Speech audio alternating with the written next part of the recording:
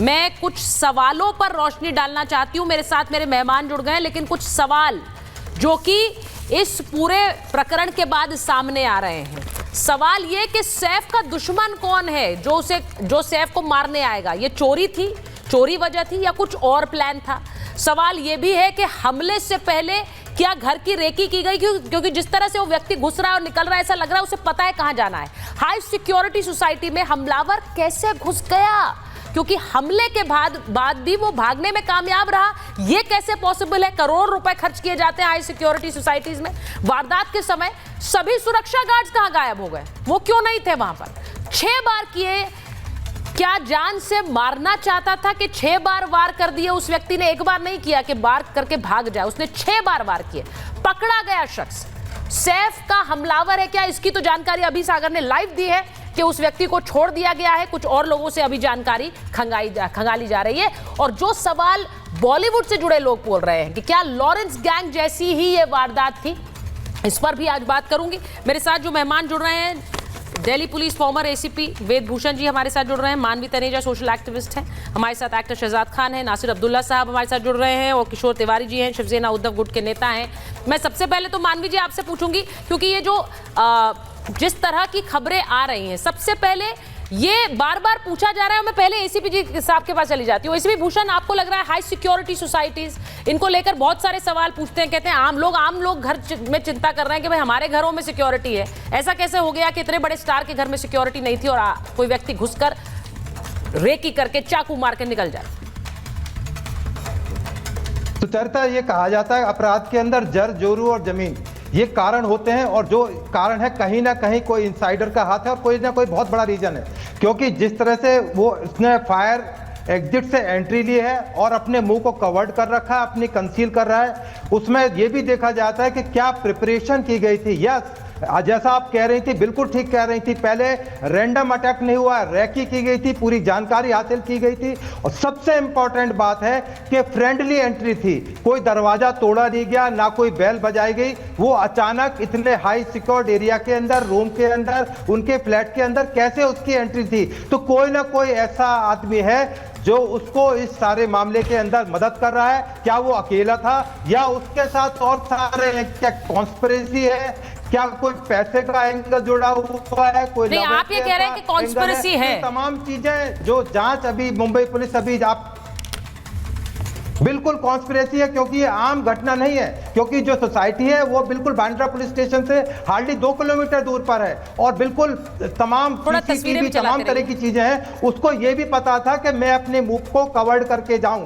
जब वो लौट के आया तो नंगे पैर, जब जा रहा था तो नंगे पैर था, दबे पांव चोर जाता है। जब वो लौट के आया तो उसके पैर में जूते थे। वो तस्वीर बहुत सस्पिशियस है, वो तस्वीर बहुत सस्पिशियस है। जिस तरह से वो ऊपर घुस रहा है सीढ़ी पे, वो तस्वीर जरा चलाइए, जिस तरह से मुंह ढककर झुककर वो ऊपर चढ़ रहा है। मैं एक बार आ रही हूँ वापस, नासिर साहब के पास जा रही हूँ जरा। नासिर साहब के फेशियल एक्सप्रेशन से लग रहा है कि वो बहुत देर से कुछ कहना चाह रहे हैं। नासिर साहब, एक कॉन्स्पिरेसी थ्योरी की बात हो रही है, हम तो सिर्फ तस्वीरें देख पा रहे हैं और सवाल यही है कि जो बड़े बड़े स्टार्स मुंबई में रहते हैं, उनकी सिक्योरिटी को लेकर एक बड़ा सवाल अब उठ गया है।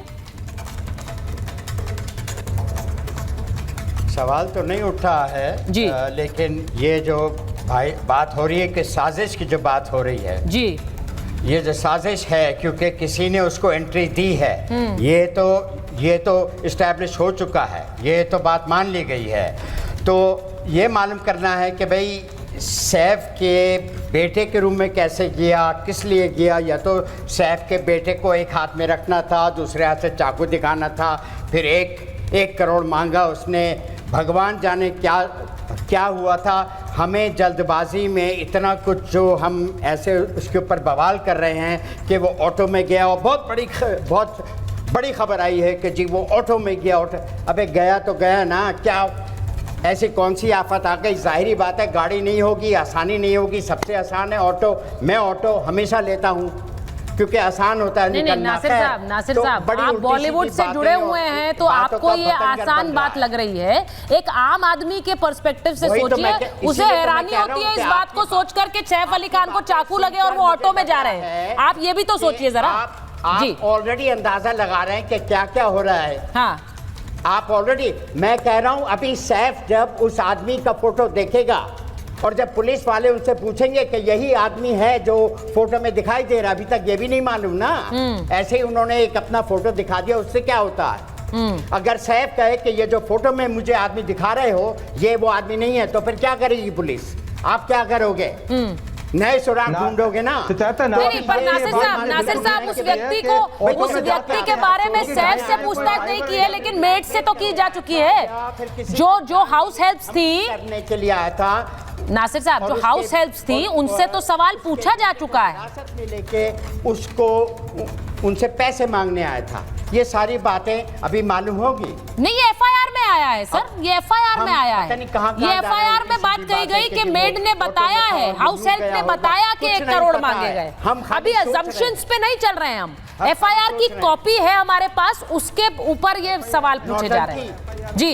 मतलब ये कि ये एक्चुअली अभी नौटंकी हो रही है कि वो ऐसे आए और ऐसे आए और ऑटो में आए और उनका बेटा क्यों था, वो क्यों थे और वो क्यों नहीं थी, और करीना थी या नहीं थी तो नहीं थी ना। एक इंसान पे एक हमला हुआ है, जानलेवा, ऑलमोस्ट मरते मरते बच गए वो। बिल्कुल सही शेर आदमी है सैफ, उसके बाप का नाम था शेर, उसको टाइगर पटौडी बोलते। ये तो डॉक्टर ने भी कहा, याद होगा। ये तो डॉक्टर ने भी कहा कि एक शेर की तरह वो आए, चाकू लगा हुआ था, खून से लथपथ थे, बेटे के साथ आए, लेकिन वो आए और एक लाइक अ लायन ही केम इन, ये उन्होंने भी कहा है। तो जो स्पेकुलेशन, नहीं नासिर साहब लिसन टू मी, मानवी जी को लीजिए जरा। जिसके साथ वो जो बातें हम रख रहे हैं वो सिर्फ एफआईआर पर आधारित है सर, इसमें कोई स्पेकुलेशंस नहीं है ना। उसने सैफ मानवी जी को लीजिए, स्ट्रॉन्ग आदमी ऊपर हावी हो गया ना। मानवी जी और शहजाद जी, सैफ के आधे साइज का था नासिर जी, मैं आपको ये बोलना चाहती हूँ। हाँ मानवी जी, आपको लगता है एक्टर्स की सिक्योरिटी को लेकर एक सवाल है? नासिर जी कह रहे हैं कि ऐसा नहीं है। हाँ बोलिए। हाँ, बहुत नहीं, बहुत बड़ा सवाल है। देखिए, ये जो भी कुछ अभी हुआ है, वो मेरे ऑडियो में प्रॉब्लम है, चेक करा दीजिए। जो भी कुछ हुआ है ये सोची समझी साजिश के तहत ही हुआ है, और जिस प्रकार से मुंबई की इस वक्त लॉ एंड ऑर्डर है, कुछ महीनों से हम देखते आ रहे हैं, वो बहुत ही ज्यादा खराब हो रखी है। पहले बाबा सिद्दीकी की हत्या जो हुई है, और उसके बाद भी जब बाबा सिद्दीकी की हत्या हुई थी तो वहां पर भी पेट्रोलिंग नहीं थी। तो जिस हिसाब से मुंबई का इस वक्त सब कुछ चल रहा है, और ये लॉरेंस के साथ, ये जो एल कंपनी के साथ हर चीज के तार जुड़े हुए हैं, यहाँ पे भी कुछ ना कुछ है। अब यहाँ पे वो बात कर रहे हैं ऑटो की और 1 करोड़ की। मैं ये बोलना चाहती हूँ, टाइमिंग देख लीजिए। टाइमिंग पहले रेकी करी, टाइमिंग तब हुआ जब उसने एंटर तब किया जब वहां पे सिक्योरिटी गार्ड अवेलेबल नहीं। जहां सैफ रहते हैं वहां पे जाहिर सी बात है बहुत सारे सिक्योरिटी गार्ड होंगे, एक भी सिक्योरिटी गार्ड अवेलेबल नहीं, बहुत आराम से वो अंदर चला गया। और उसको मालूम था कि करीना घर पे नहीं है, करीना घर से बाहर है, उसको मालूम था घर पे कोई गाड़ी नहीं है। आप बताइए, घर पे कोई गाड़ी नहीं, उसको जब सैफ को जब जो चोर था उसने सैफ को जब मारा तो कितनी नहीं, ये देखिए कि कितनी बुरी तरीके से मारा होगा कि उस वक्त इन्होंने किसी एम्बुलेंस की भी वेट नहीं करी। सुनिए, तो ये सोची समझी साजिश के तहत है, और ये सारे के सारे लॉरेंस बिश्नोई के साथ कनेक्टेड हैं। एल कंपनी के साथ सारे के सारे तार जुड़े हैं। घर का बेदी लंका ढाए, मैं पहले भी बोलती थी, सिद्धे मूसेवाला की जब डेथ हुई थी तो वो बुलेट प्रूफ गाड़ी में जा रहा था, लेकिन घर के आदमी ने बोला था कि गाड़ी का टायर पंचर है। अब आपको लग रहा है जाओ। और मानवी जी, अभी तो इन्वेस्टिगेशन शुरू हुई है, इस तरह से आरोप लगाना मुझे नहीं लगता ये सही है।